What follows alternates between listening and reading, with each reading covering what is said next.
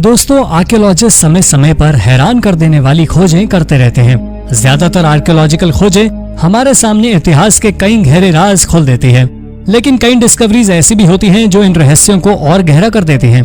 तो आज हम आपको 10 ऐसी ही मिस्टीरियस खोजों के बारे में बताएंगे। तो चलिए शुरू करते हैं आज की ये video. Number 10, the oldest throne room. हाल ही में ग्रीस में एक पुराने पैलेस के अवशेष मिले हैं। ऐसा माना जा रहा है ये यूरोप का सबसे पुराना थ्रोन रूम है। ये आइलैंड एक समय में मिनियंस का सेंटर था। मिनियंस 3000 बीसी से 1500 बीसी के समय तक काफी समृद्ध थे। अपने समय में ये लोग काफी मॉडर्न और एडवांस माने जाते थे। 900 के इस पैलेस का स्ट्रक्चर ही बेहद कमाल का था। यह जगह इसलिए भी काफी विकसित थी क्योंकि न सिर्फ ये राजा का निवास स्थान था, बल्कि सभी एडमिनिस्ट्रेटिव ऑफिसेस भी यहीं थे और बाकी राष्ट्रीय आयोजन भी यहीं पर किए जाते थे। इस पैलेस का आर्टवर्क आज भी हजारों साल बाद भी देखा जा सकता है।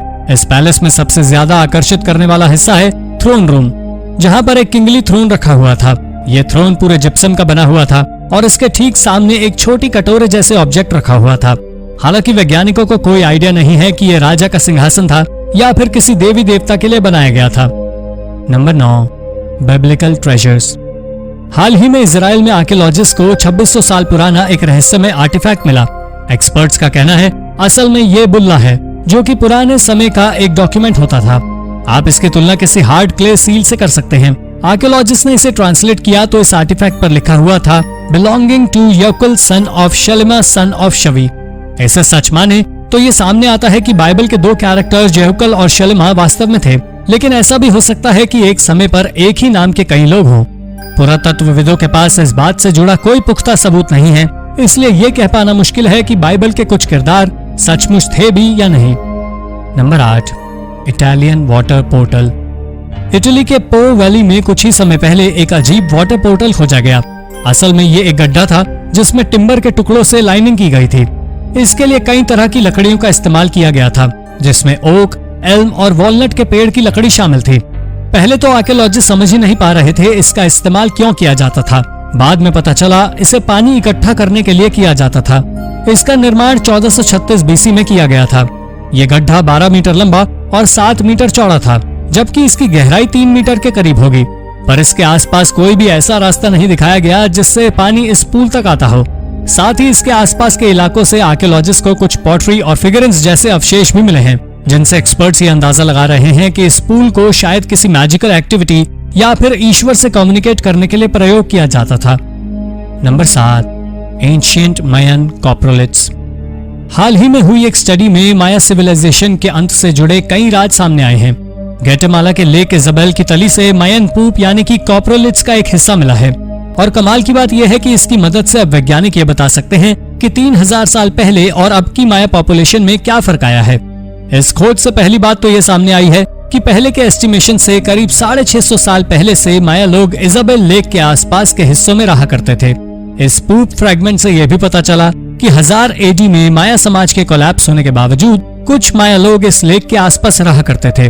और इससे पता चलता है कि 1600 में स्पेन के लोगों के हमले से पहले मायन समाज कभी पूरी तरह खत्म ही नहीं हुआ। Number 6, Jesus foreskin. दोस्तों, अब तक की सबसे रहस्यमय खोज है जीसस की फोरस्किन। अब ये खोज कितनी हकीकत है और कितना फसाना है ये तो एक्सपर्ट्स भी नहीं जानते। हालांकि ऐसा संभव नहीं है, पर ऐसा माना जाता है कि मिडल एज के समय में यूरोप के चर्चेज में 12 होली फोरस्किन्स थी। पहली होली फोरस्किन रोमन एम्परर चार्लमेग्न ने पोप लियो III को दी थी और आखिरी इटली के कलकत्ता में 1983 तक था, जिसके बाद इसे चोरी कर लिया गया। और एक्सपर्ट्स भी आज तक नहीं जानते ये सचमुच जीसस की असल स्किन थी भी या नहीं, और सचमुच इसे खोजा भी गया या ये सब सिर्फ कहानियां हैं। आपको क्या लगता है, ये सचमुच एक खोज थी या फिर सिर्फ अफवाह? अपने विचार हमें कमेंट में जरूर बताएं। Number 5, oldest European wine. वैसे तो सबसे पुरानी वाइन कब बनी ये बात सालों से वैज्ञानिकों के लिए रहस्य रही है और आज भी एक्सपर्ट्स इसका जवाब नहीं ढूंढ पाए हैं। लेकिन हाल ही में ग्रीस में एक एग्जीक्यूशन कार्य के दौरान हजारों साल पुरानी एक वाइन के ट्रेसेस मिले हैं। ये वाइन 4200 बीसी के दौरान की है, यानी लगभग 6000 साल पुरानी। वैज्ञानिकों का कहना है ये यूरोप की सबसे पुरानी वाइन थी। ये वाइन के ट्रेसेस एक साइड से टूटे हुए बर्तन पर चिपके हुए मिले हैं। जाहिर तौर पर ये लिक्विड वाइन तो नहीं है, लेकिन इस खोज से हमें इतना जरूर पता चल गया है कि यूरोप के लोग 6000 साल पहले से वाइन बनाते और पीते आ रहे हैं। हालांकि जिस साइट से ये अवशेष मिले हैं वो साइट भी पुरातत्वविदों के लिए बड़ा रहस्य बनी हुई है, पर फिलहाल हम इन लोगों के बारे में इतना जानते हैं कि उन्हें वाइन बनाना आता था। Number 4, ancient deer toe bone. हाल ही में आर्कियोलॉजिस्ट ने कुछ ऐसा खोज निकाला है जिससे ये प्रूव हो जाता है कि निएंडरथल्स हमारी सोच से कहीं ज्यादा तेज और समझदार थे। एक्सपर्ट्स ऐसा इसलिए कह रहे हैं क्योंकि उन्हें 51,000 साल पुराना एक आर्टवर्क मिला है। इसमें एक हिरण के अंगूठे की हड्डी को तराश कर एक आर्टिफैक्ट बनाया गया था। ये खोज जर्मनी की यूनिकॉर्न केव में हुई। इसके साथ निएंडरथल्स के अन्य अवशेष भी पाए गए हैं। निएंडरथल हम इंसानों के सबसे करीबी रिलेटिव हैं जो 430,000 से 40,000 साल पहले तक पृथ्वी पर पाए जाते थे। अभी तक आर्कियोलॉजिस्ट ऐसा मानते थे कि ये लोग सिर्फ औजार और हथियार ही बनाते थे, लेकिन हाल ही में सामने आया है कि ये लोग आर्ट वर्क भी बनाया करते थे। यह सचमुच अपने आप में एक अनोखी खोज है। Number 3, the Mayan golden orbs.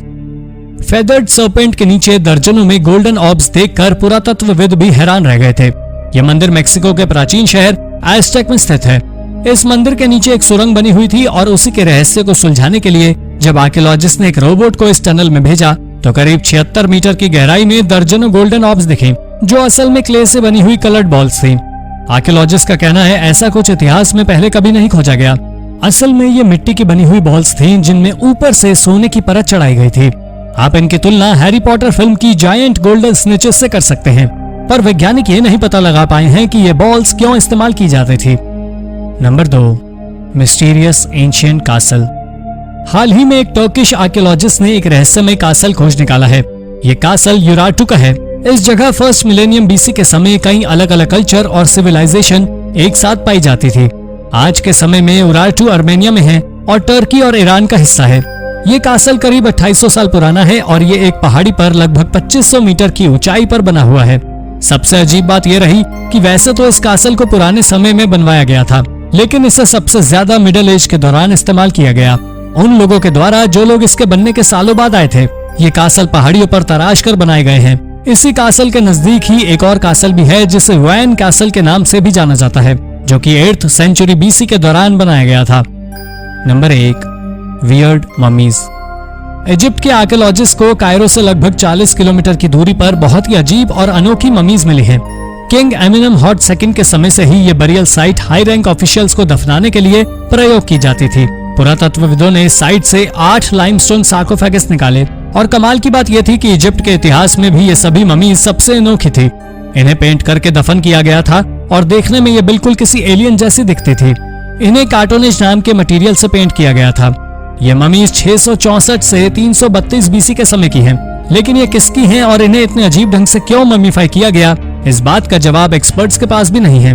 तो दोस्तों, ये थी 10 सबसे रहस्यमयी आर्कियोलॉजिकल खोजें।